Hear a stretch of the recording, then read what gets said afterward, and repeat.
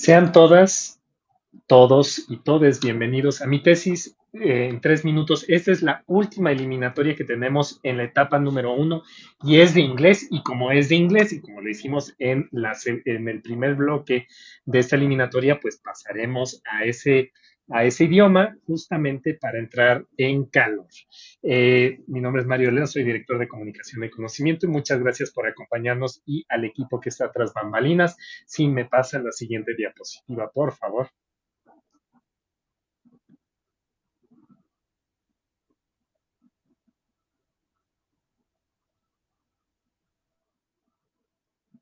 Ok, estamos teniendo un problemita técnico.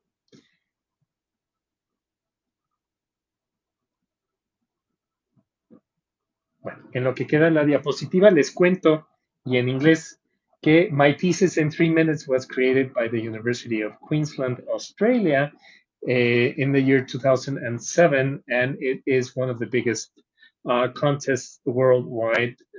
In particular, was created for undergraduate students. No, for graduate students, for PhD students. But actually, and today we're doing it at one with undergraduate students, master students, and PhD students. So we're having all types of students. And the Universidad Autónoma Metropolitana is a official participant of the global contest. Entonces, that's what I was saying. So my thesis in 3 minutes is a way to explain for a non-experienced audience what your specialty in research is in very lean terms. Siguiente, por favor. And remember that because we are part of the international contest, we do need to keep the name of thesis, although we are referring to all types of research work that is required to get your undergraduate or graduate degree. So we take social service as part of this thesis, also terminal projects for undergraduate students. They're also called thesis for us, and that's what you will be seeing today. Siguiente, por favor. So we have been doing this since June. We had all our students take a course. They took 2 days of course to have a common ground on knowing how to present their slide, how to talk to a general audience without technicalities, what they had to have in mind. And we're doing all the quarterfinals these past weeks, and we're concluding that today. After that, starting the 25th of September, we will have the semifinals and then we will have the finals. And we will let you know who the persons who go to the semifinals are on Thursday, the 21st of September in our website. So be very aware of those dates and our website. Next, please. Just to let you know and to remind everyone what we're searching for in this contest, remember that you can only present one slide at a time. It cannot have any kind of movements, audio, video, anything. It has to be a static slide.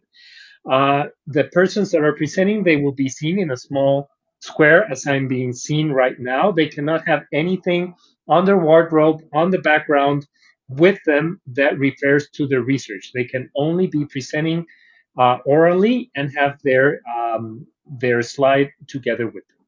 Any person that exceeds the 3 minutes will be automatically disqualified. That's an international rule, and we have to abide by that. Today, we have 5 members of the jury who will be helping us create the evaluation for our presenters. You will not be seeing them, but they're working very hard behind the scenes. I will present them to you in just a few minutes. The decision of the jury is final, and it's completely prohibited for our students to be reading while presenting. They have to know it by heart. Next, please. Remember that all of our students that you have seen today have already competed in their appropriate categories, but now they're doing it in English because they subscribed to be participating for an additional 10,000 pesos in this English contest. They also know when they had to present. They know they have to have a good internet connection on this given date and time. They know that if they go over the 3 minute limit, they are automatically disqualified. They know that us in this direction of communication of knowledge will be sharing their slide. They know that we are making sure that everything works okay, and they're behind the scenes for the last 30 minutes so that everything's working correctly. They know that they have to be in a silent and well illuminated place, and preferably they have to be using a hands free headphone and microphone, and it's completely prohibited to read during their presentation. Next slide, please. Just to remind our jury and for you, our dear public, to know, we are evaluating 8 different things. The first six things we evaluated for everyone in the past in Spanish. So I'm just going to review them. They get a score from 1 being the lowest to 5 being the highest. And the 6 things that are being evaluated are if the presentation, the oral presentation, has clear backgrounds and mentions the importance of the research. They're also being evaluated if the concepts and the key ideas and relevant people for the research are being presented in a non-technical way, and also if conclusions, results, and the impact of the research is being presented orally.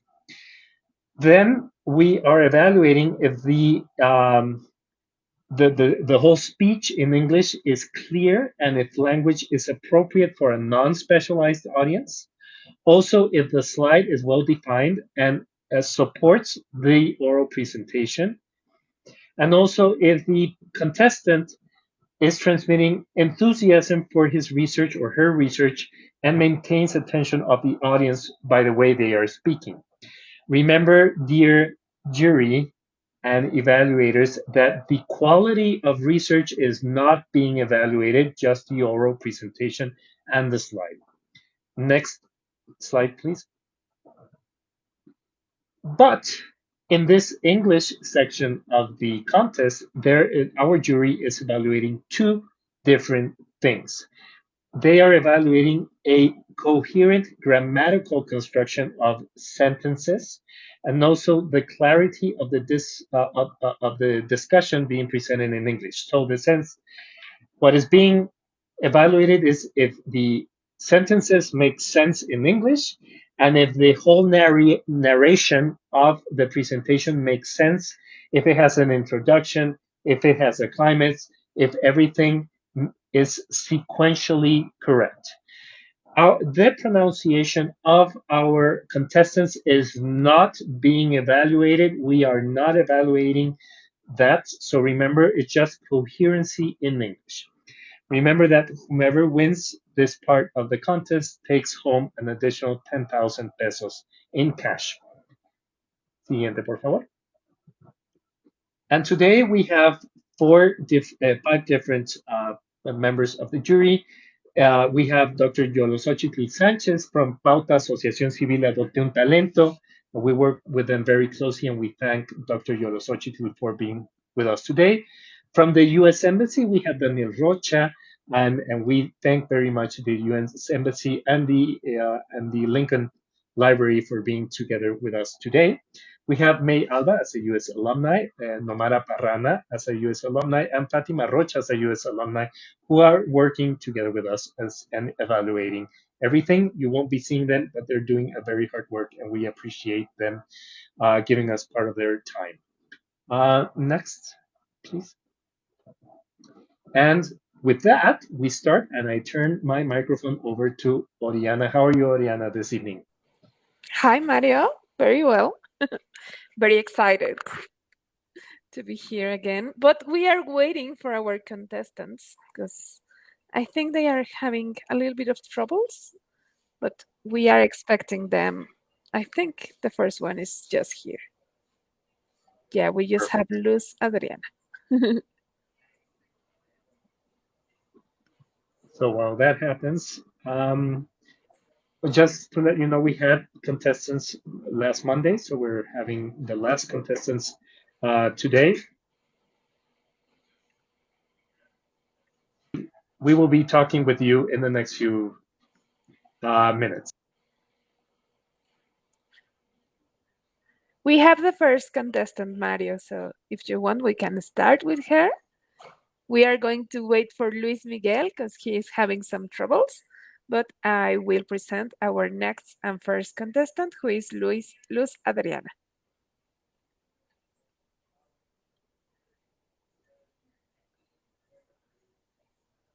Hello, Luz Adriana, how are you doing? Hello, hello. Are you ready? Yes, Well, thanks a lot for being here, Luz Adriana. I want to introduce everyone to Luz Adriana Cepeda Ramirez. She is coming from Iztapalapa, where she is a postgraduate student. So I'm going to put your image and then your slide, and then you can start, Luz Adriana. Good luck. thank you, thank you. You can start the moment as you wish. Okay. Hi, good afternoon. My name is Luz Adriana, and my research is WAMI academic training in times of COVID-19. The COVID-19 was caused by the SARS-CoV-2 virus, a family of coronavirus that over 3 years caused political and economic changes, but above all social changes that in various aspects. The present research focused on the educational file, where the main objective was to know if the academic training of the WAMI students was modified or not after the PER was implemented. The PER was the Remote Teaching Emergent Project. It was implemented by the WAM with the objective um, with the objective of providing continuity to class in a remote modality that was using technologies to teach classes. In this research, in-depth interviews were used as a technique for data collection, which were conducted with 30 WAMI students who shared their experiences um, once started remote classes from their homes. Can you imagine how many situations each of the students had to go through to prepare their homes and be able to take their classes? They shared that they had advantages and disadvantages. For example, disadvantages such as not all students had appropriate devices and applications, and advantages such as not having to travel from their homes to the university. In an aspect that is mandatory in a person modality. So in this research, it was concluded that the academic training of WAMI students did change during the COVID-19 pandemic, but not because classes were taught in the implementation of the PER, not, but because of the conditions in which each student's remote each student's phone of themselves at the time of receiving their classes. It is the reason and the conditions. Thank you for your attention.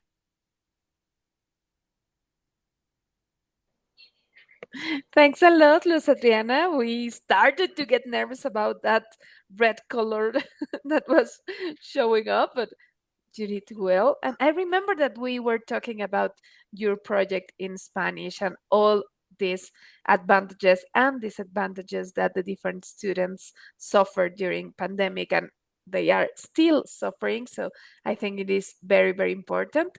How did you felt about presenting now your project in English?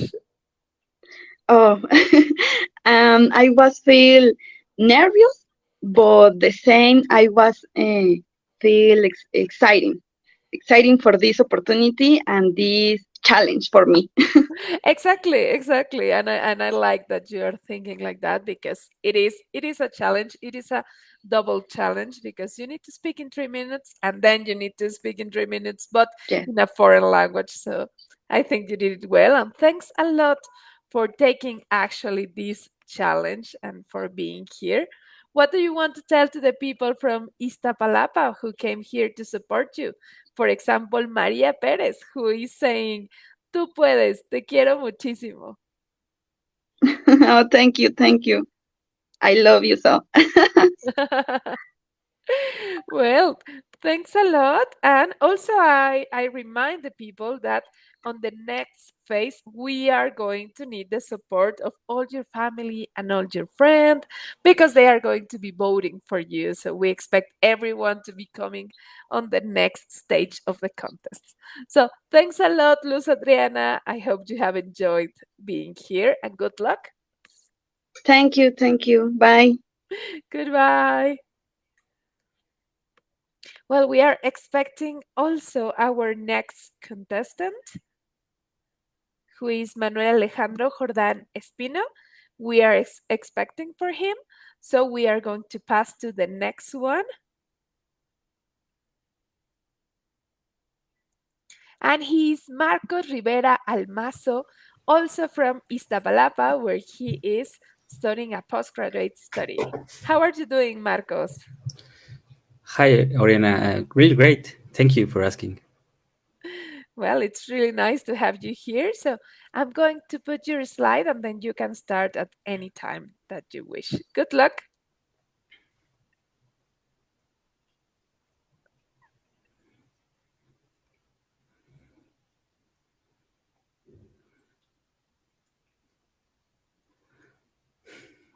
Dear audience, members of the jury, and fellow participants, I'm Marcos Rivera, and I proudly earned my PhD in chemistry last week at UAM Iztapalapa.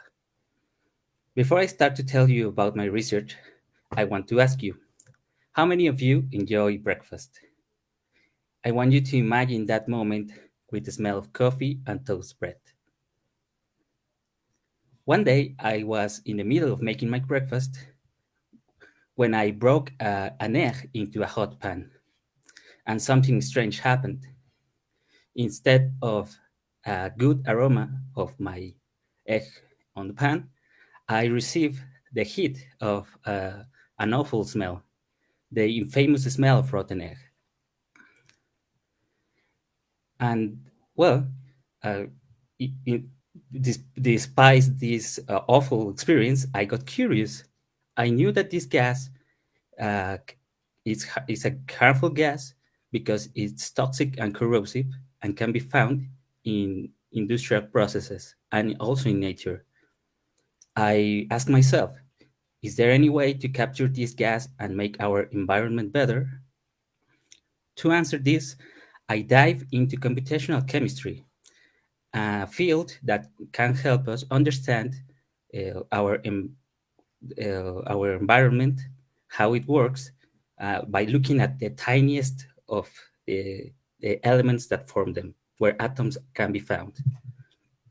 In my research, we describe how a special kind of materials called metal organic frameworks can absorb like sponges the H2S, the gas of the rotten egg smell. And not just that, they can also transform this gas into possibly a material that can be useful for batteries. Can you imagine turning a bad smell into a source of energy? But my research had a challenge. It was very slow. So, in order to accelerate it, I look at GPUs, the same that are used for video games. And these dispositives can manage a lot of data quickly. During my research, I produced a tool that can use these kind of dispositives and make the research I made instead of days, in just some hours. I hope you have found interesting this travel that started in a breakfast disaster and finished in the development of materials that may help our world Thank you for your attention.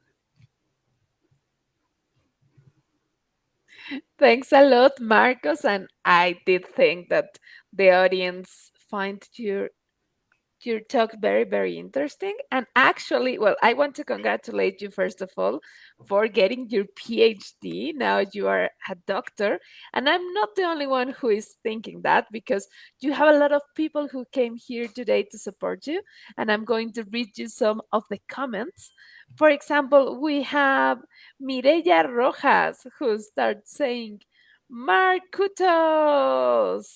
And then she's saying, Eso. And then you also have Ray L. Brown, who is saying, Marquitos, you can do it, evil Dr. Meow. I like that one. Also, Landy Lemus is saying, Marcus, you rock. Congratulations. We have Fanny Reyes. Vamos, Marcos Rivera. Sí se puede. And lots of claps. Lalo Blue, tú puedes, Amix. Apoyo desde Uruapan. Leti Zamora, un grado muy merecido. Felicidades, Marcos. Ray L. Brown, from Iztapalapa to the world. Go, go, Marquitos. Erika Navarrete, mucha suerte. Lemus M. Mireya, congratulations, Marco. Elizabeth Almazo, felicidades. And Norma Parra, great pitch. So a lot of support, Marco. What do you want to tell everyone who came here to support you today? Yeah, thanks a lot to everyone for being here. I really appreciate it, and a big hug to all of them. And how do you feel about having a PhD now? Well, I now have more responsibilities, and I need to start looking out for what's the next step. So I'm really excited. Well, I hope to see you here for your next step in the 3-minute thesis competition. So thanks a lot, Marco, and good luck with everything. Thank you. See you soon. Goodbye, Marcos, and thanks to everyone who came here to support all our contestants. Please let us know, who are you coming to support here tonight? And well, I want to introduce you to our next contestant. We are also expecting this contestant.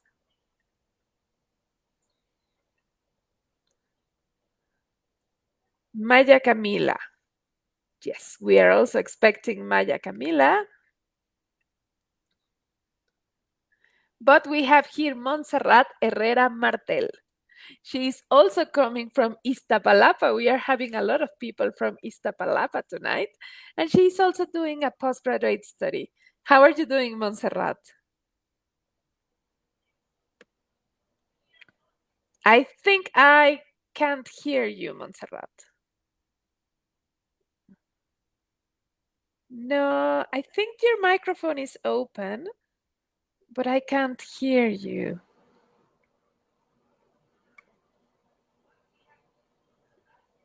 No? Do you want to try without your earphones? To see.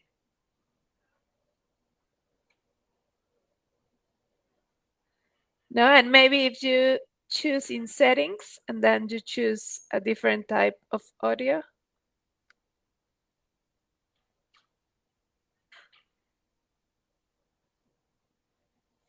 I think. Yeah. Yeah. I can hear you now. Sorry. Don't worry, don't worry. It's part of the process. It's so that we get a little bit more nervous, but don't worry, don't worry. You are It's fine now. for let the others contestant wait. Exactly, exactly, exactly.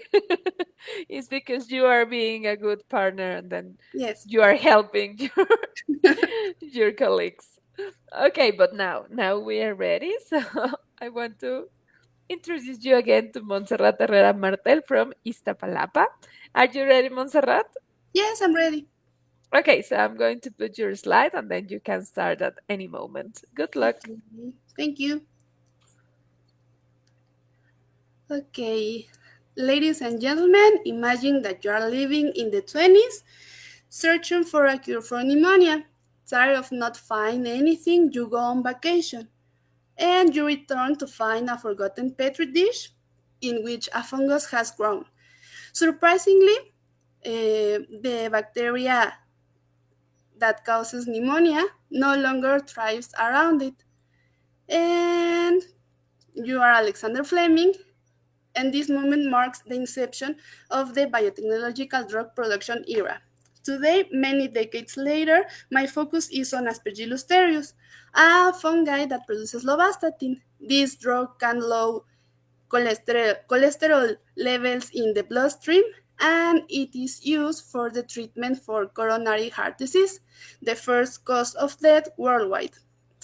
For your information, in drug production, they usually use liquid cultures, but recently solid cultures offer an exciting alternative because they provide direct contact with air and adherence to the solid substrate. And this reminds us a more natural habitat for the fungus. So in this way, the production can be boosted up to 30 times than in liquid cultures.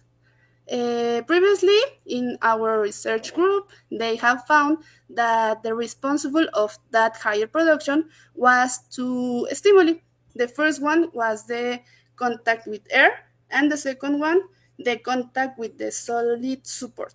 So, consequently, my research dives into two critical genes related to those stimulus, and the first one is ATFE, which this gene prevents the cell from the oxidative stress due to the air exposure, but we found that it can regulate lovastatin production differently in liquid and solid cultures.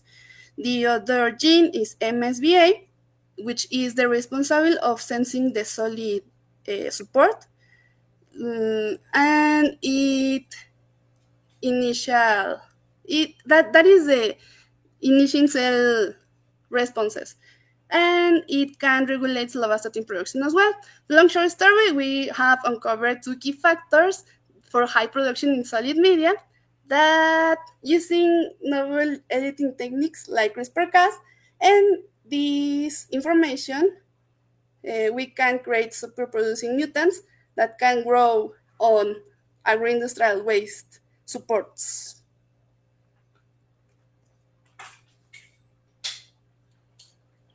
Very good, Montserrat. Thanks a lot. How did you felt? Lost. Lost and beautiful. Why? I think you did great. Thank you.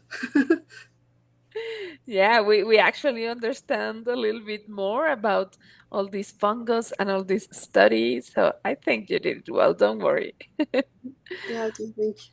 What do you want to tell to the people from Iztapalapa who is watching you tonight? Um, uh, I don't know. This is a great world. I want to invite you to come to the lab, and I can tell you more about this investigation because it's very difficult to say in only 3 minutes. So you can come whenever you want.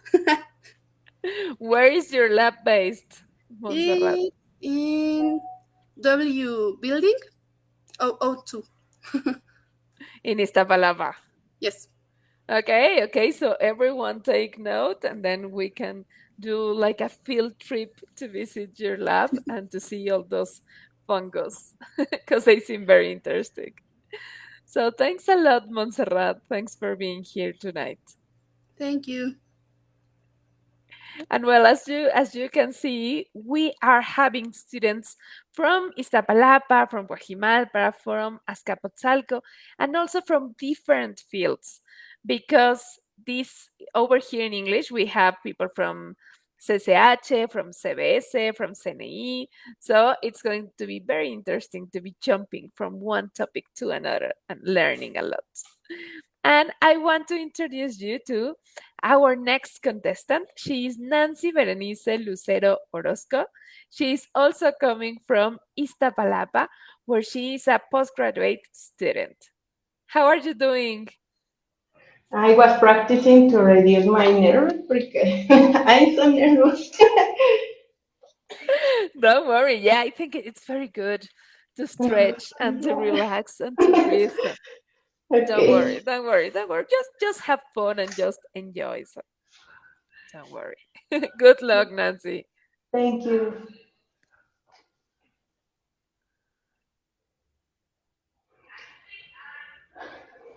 Hi, have you ever thought about the crucial monitoring fetal growth during pregnancy and labor?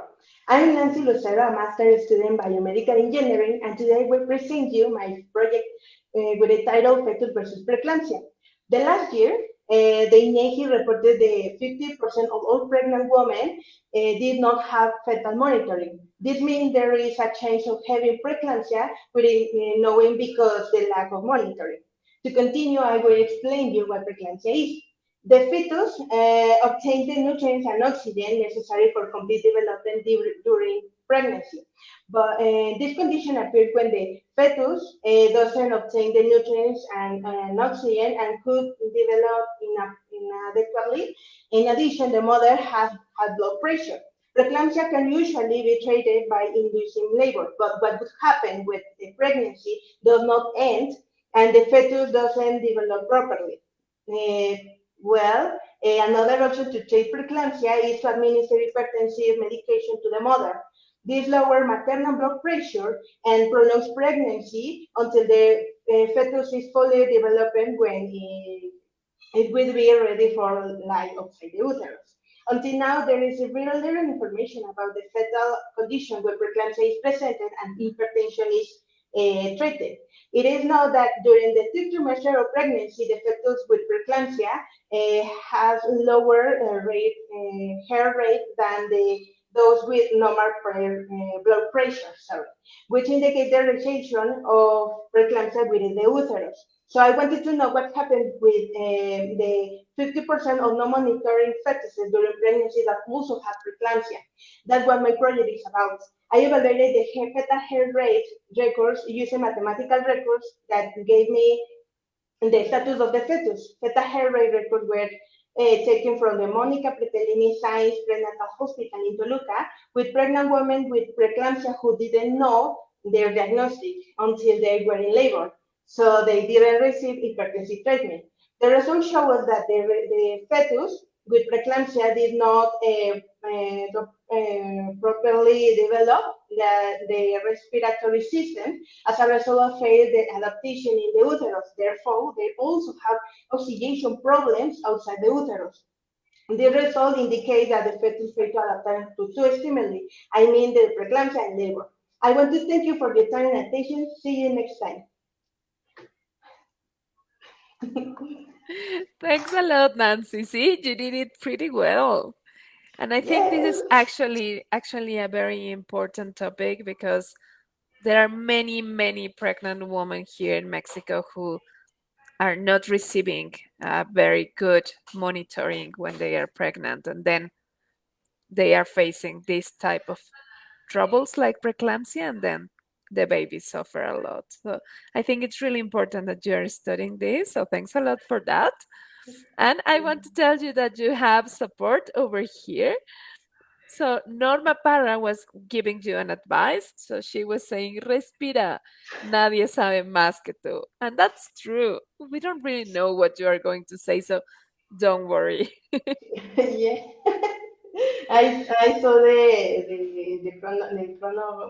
well the 3 minutes and I'm so nervous. I'm so sorry. No, don't worry, don't worry. It's actually better when you still have a little bit of time that if you start rushing, so don't worry. Yes. Fernando Lucero also sends you a lot of fire. Guadalupe Orozco, you are an amazing engineer. Thank you. And she's saying we are so proud of you. Thank you. Then Lulu, this topic is so interesting. What a research. I love it. Brian's King is she is great. Fernando Lucero is saying fino. Marcos Rivera, such an interesting topic. Congrats. Thank you. And Guadalupe Orozco, nice work, Nancy. I can't wait to hear more about your research. So see, you have a lot of support over here. What do you want to tell to the people who is watching you tonight? Thank you very much. I hope I can win. Well, thank you. And now you can relax. Yeah, I you can can do you can keep stretching and it. and I know you are going to be more relaxed in the next phase. So don't worry. Yes. Okay. Well, thanks a lot, Nancy, and good luck during the competition. Thank you. Thanks for being here. Goodbye. Okay, I'm going to skip the next two contestants because at this moment they haven't show up. But we're going to wait until the end to see if they show up. But I want to introduce you to Uciel. Uciel, are you here? Now, Uciel is also having a little bit of troubles.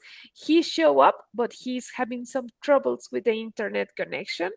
So we are also going to wait for Uciel. But we have here Junuen Rojas Lemus. How are you doing, Junuen? I'm sorry. I'm sorry, I'm here. I'm sorry. Fine. I had my microphone off. I'm sorry. No, don't worry. I know you are waiting on the back. And I know that you were expecting to be coming here a little bit later, yeah. So don't worry. Thanks a lot for being here. And Yunuen is from Iztapalapa, and she already got the degree. So thanks a lot for being here, Yunuen. And I'm going to put your slide, and then you can start at any time. Good luck. Oh, thank you. Well, here we go.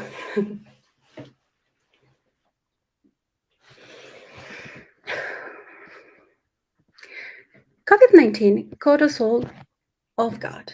Many of us got ill, but then we recovered and we thought that was the end of the story. However, it is important to realize that for some, the impact does not stop there.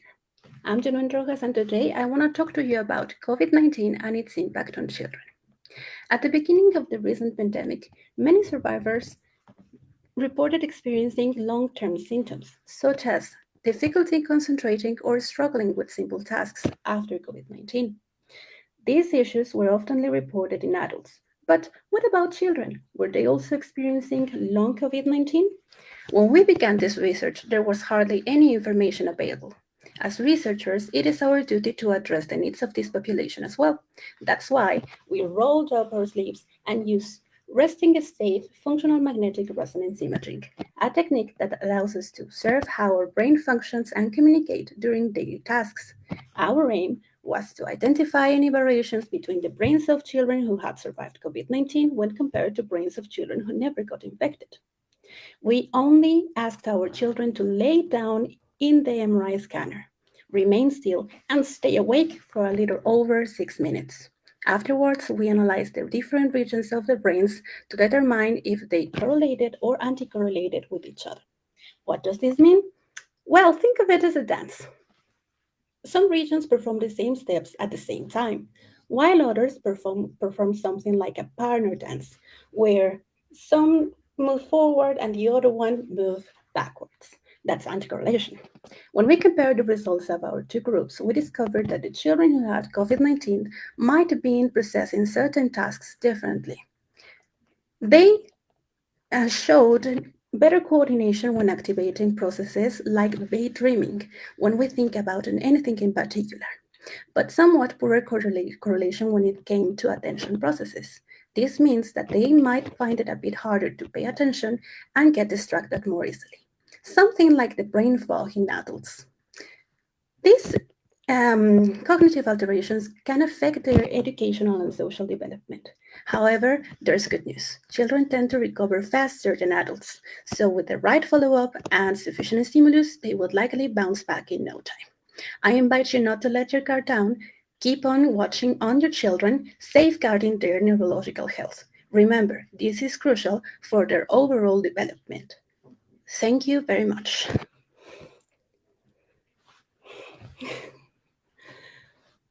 Very good, Junuen. Congratulations. I skipped a little bit part of the parts I had in mind, but time is struggling. Don't worry. I know it's really difficult to keep on track, but I think we understand quite well. And also this is really interesting because I was just remembering that at the beginning of COVID-19 pandemic, people were saying that this will only affect elder people. And then we start seeing that also kids and children and teenagers were having footprints of COVID 19. And I think this is something we are just starting to research. And probably over the next years, we are going to see actually what are the consequences of the COVID 19. What do you think, Yeah, actually, now that you mention it, I can recall that in the very beginning, I saw people in the supermarket carrying their kids around, and they were like, "It's okay, they don't get infected, they are safe." But no, no, my God, no. Just in, I recall that I read the report of a family, a cluster of well, a family. They reported children with COVID-19 back in January, December of 2019 in China. And it was like, oh my God, you're saying they're not at risk, but they are. You have them there. So it was completely um, out of place to say that they were not at risk. And now, well, we can see all of these things all over the place with people of all ages. If you recall what I mentioned, they kind of find it a bit harder to pay attention. This is something that happens also with children who have ADHD. And if you pay attention to the people around you who had COVID 19, maybe you will find people who cannot pay attention quite well to everything that's going around them. So maybe even some of them never displayed any symptom of COVID 19, but the footprints are there. Yeah. Oh, that's pretty good. And now we felt better because now we can say everything is fault of COVID-19. I'm Of not course. distracted. I just have some footprints. And So now, thanks a lot, Junuen. And I want to tell you that you have a lot of support over here. oh, So we will start with Alan Wendo, oh, who he's saying Junuen and just like a happy face. oh. Thank you And very much. then we have Mireya Rojas, eso June. Thank you. Marcos Jacobo Rivera, Juni. Alan Wendo, congratulations, my friend. Thank you very much. Landy Lemus, so much love for Juni. Oh, Fanny Reyes, let's go, Juni bebé. Juni baby. yay. Lemus M. Mireya, desde Papalotla. Felicidades, muy inteligente. Qué bien, qué interesante en los niños. Okay. Marcos Rivera, let's go, my genius wife.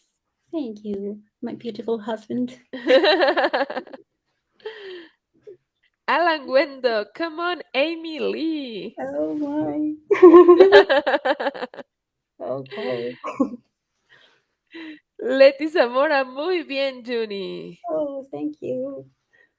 Nomara Parra, great job. Thank you, Namara.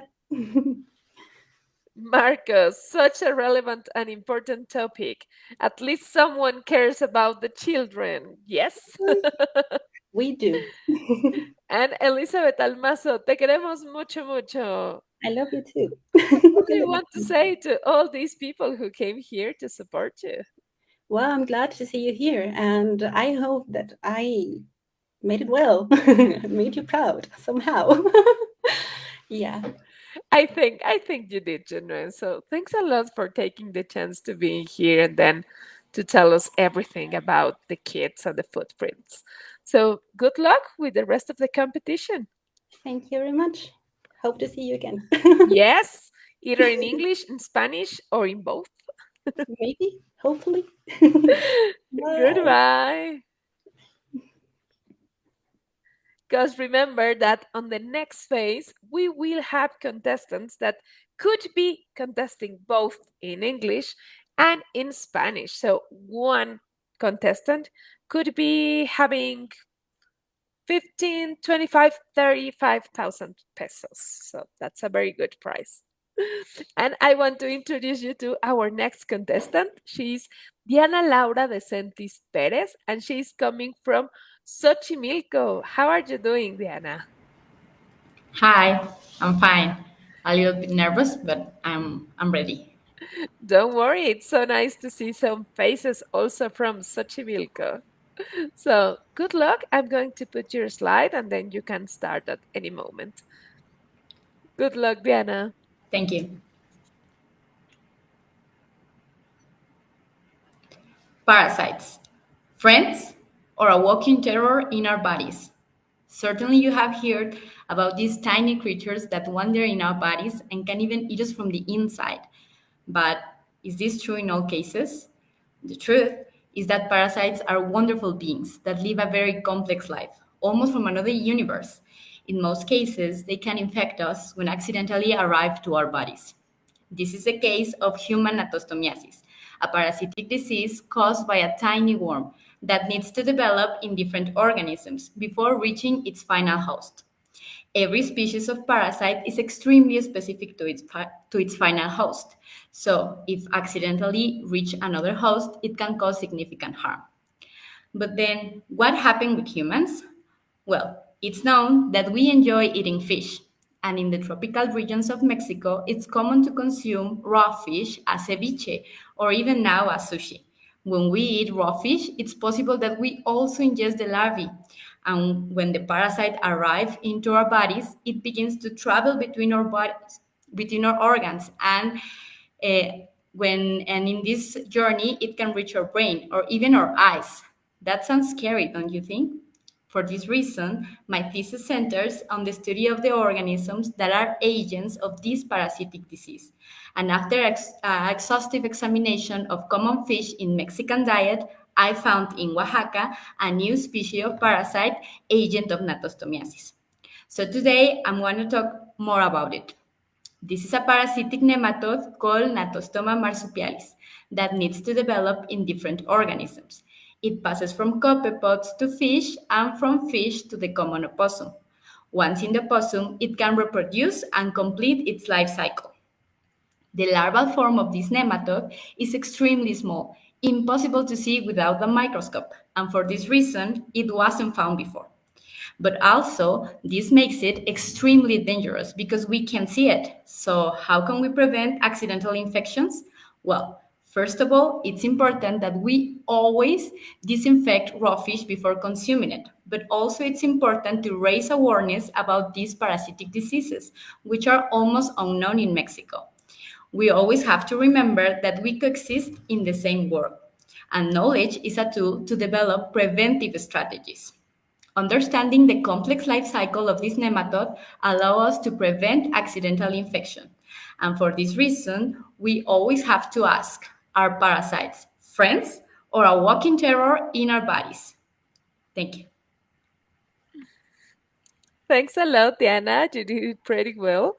And I want to share with you that one of my favorite food ever is actually sushi. And since I heard your presentation in Spanish, now I'm a little bit more worried about it. Yes. But I will take your advice in account every time I eat sushi. So thanks a lot, Diana. And I want to share with you that you have a lot of support over here. So we are going to read the comments. We will start with Reina Perla. And she's saying, proud of you, Dianita. Thank you. We also have Eric Guevara Rojas, who is saying, nice research, Diana. And then Ernesto RG, we love you, Diana. María Pérez, Diana, tú siempre puedes. Ernesto, we are so proud of you, Diana. Maya San, you are great. Congratulations. Ernesto, te amamos. Angélica Pérez, Diana, felicidades. Vas por más. Maya San, felicidades, muy buen trabajo. María Pérez, I love. María Pérez, tu familia te ama. Ernesto RG, gran investigación. Angélica Pérez, excelente Diana de Centis. So what do you want to tell to all these people, Diana? Thank you for all your support. I love you. Well, thanks a lot, Diana. And I'm a little bit curious about this. At the moment that you discover a parasite, did you have the chance to give it a name or to propose a name? Yes, we have to propose a name, but we have to do a paper to accept the name, and after we have to name it. That's So very it's a good. process. It's a little bit long, so we are in process to do it. But that's good. It's good to know that WAM is going to name a new parasite that is going to be well known worldwide. So, congratulations about that, Diana. Thank you very much. And good luck with everything. Thank you. Well, we are having some of our contestants here coming. So, we are going back. And I'm going to introduce you to Uciel, who is here with us today. How are you doing, Uciel? I'm doing well, thank you. I know you were having a little bit of troubles, but you are here now.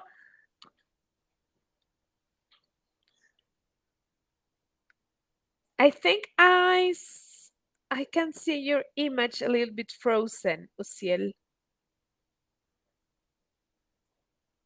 Can you hear us?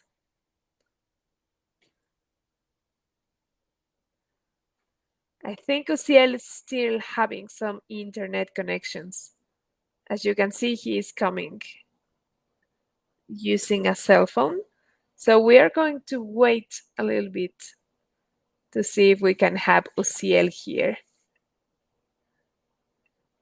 We have also Montserrat. We have already listened to Montserrat. I think Montserrat was just here waiting. Okay, so we are just going to wait a little bit for Uciel to see if we can listen to that presentation. Uciel, yeah, Uciel, you are here. Okay, can you hear me? Yes, I can hear you and... Oh, thank you. Okay, I think you are good to go. So I'm going to put your slide and then you can start. Good luck, Uciel. Thank you. Let's meet Sofia, a dedicated and concerned mother for the well-being of her future baby. She starts her day with hopeful dreams every time she feels the beats in her belly.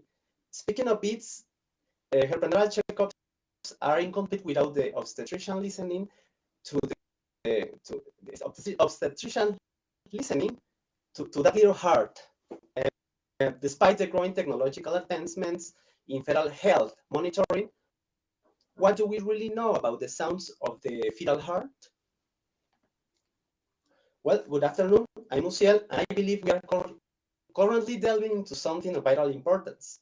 As Nikola Tesla once said, if you want to find the secret of the universe, you need to think in frequency, energy, and vibrations. So let's recall that these sounds are rich in information, are vibration rich in information. So decades ago, it was discovered that these sounds held more information than meets the ear. What more could be hidden within them? Well, 35 years later, we are embarking on a journey to unravel these mysteries. For this purpose, we employ a processing technique to analyze these fetal cardiac sounds from three perspectives. One, time, frequency, and energy. Can you imagine comprehending the behavior of this vibration during the future baby development and their correlation with well-being? Well, we observed the existence of a cluster of high energy peaks associated with tone generated by the cardiac bulbs. All this in the first heart sound. Moreover, through analysis, we quantified and linked these events with gestational age. Other studies had touched upon the diagnostic potential of the frequency of these sounds. Nevertheless, this study introduces an additional dimension beyond the frequency. We found that these peaks could indicate cardiac maturity and aspects associated with cardiac contractility.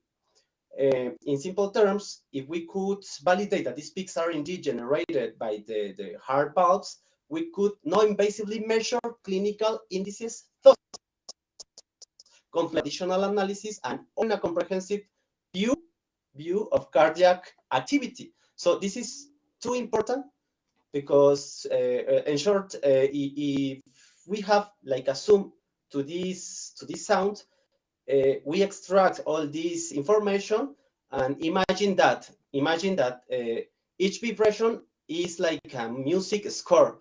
So each vibration have a lot of information. Now consider Sophia, it could be so important for her. Thank you. I think, Uciel, you run a little bit on time. I think you missed like 1 or 2 seconds over there.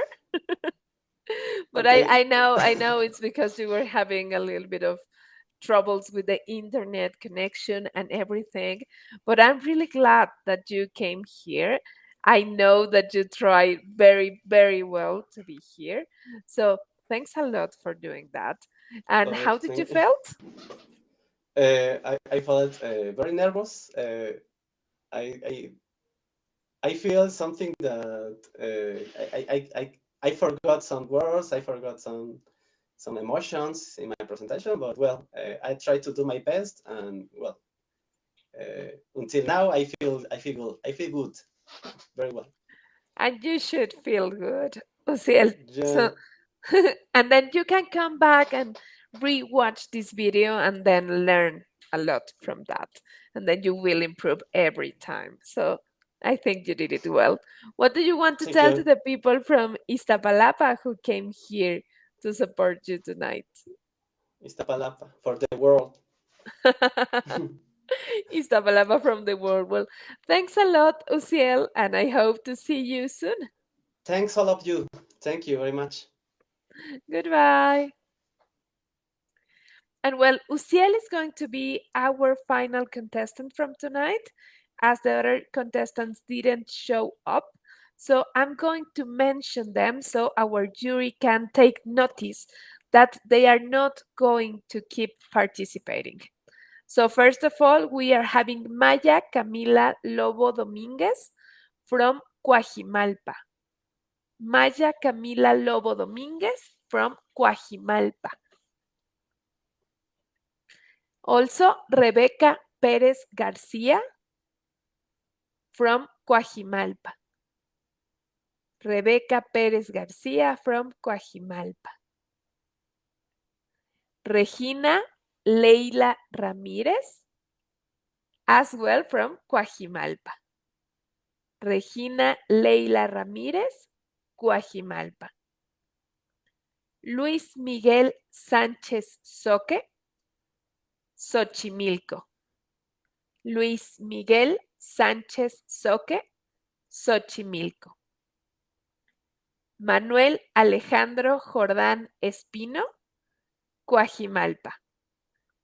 Manuel Alejandro Jordán Espino, Coajimalpa.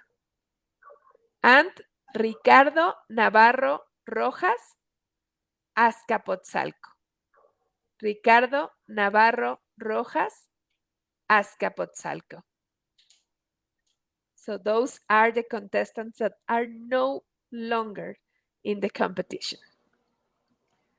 And well, with this, we end all the first stage of the contest. And as Dr. Mario was saying at the beginning, on Thursday, the 21st of September, we are going to be publishing the results of all the categories, including the English category. So keep an eye on our social media. Remember that you can follow us in Conocimiento UAM on Facebook, Instagram, Twitter, and TikTok, because all over there we are going to publish the results. So good luck to everyone. Thanks a lot to everyone, the more or less 64 participants that came here to be talking about their investigations and for doing a better world. So thanks a lot for everyone. Thanks a lot for the juries that came here to support all this stage. And thanks for all the team of Comunicación del Conocimiento who was always in the backstage. So I was Oriana Trejo Alvarez. I am Oriana Trejo Alvarez. And see you soon. See you in October for the second phase of the contest. Goodbye.